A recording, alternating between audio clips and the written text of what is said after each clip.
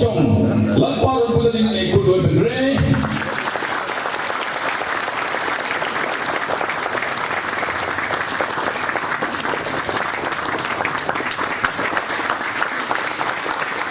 Atau Centenary Celebration Committee pembinaan Tuhan Darlong yang pemimpin terapi.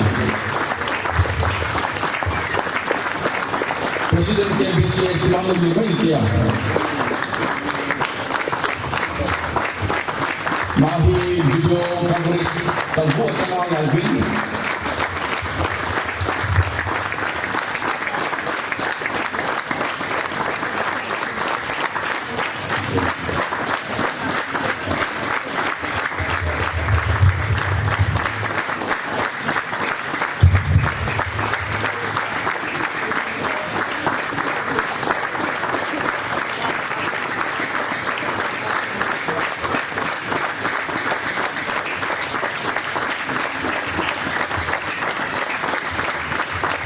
The gospel flame,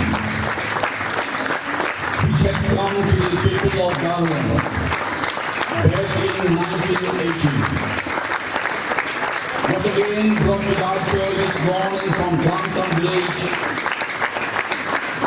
and ignited among the Darlong celebration by the president of the association, Halleluiah. The flame has been handed over to the convener of the Darlong Business Centenary Celebration Committee, Darlong. The convener of the Darlong Business Centenary Celebration Committee, Darlong, is now distributing the flame of the gospel to each child, to each church representative, to ignite and make the flame more burning in this dark world. From now, as we pledge, we continue preaching the gospel.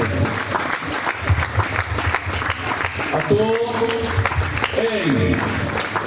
Hausa Jangka, Centenary, Kuming Puanga, Executive Secretary, KBCA, Secretary, Darlong Christian Centenary Celebration Committee, Reverend Lalboy Sama Mangin ini Camati.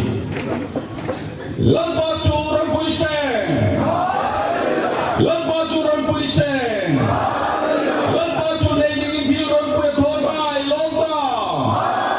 Halleluiah, Halleluiah.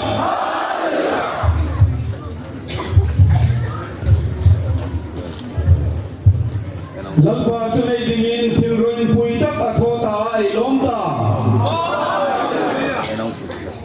Atun darkar ay tanghin.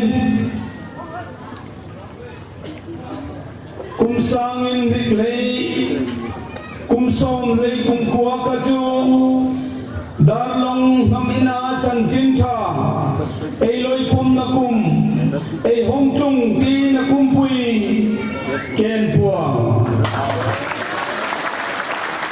Atunang tang thongyen Darlong phai koi han zong songa Paul tina koi han tina Centenary kum ibang theidin pani nai pani ritla in tiang mingin lalpa boy ang kan ken puang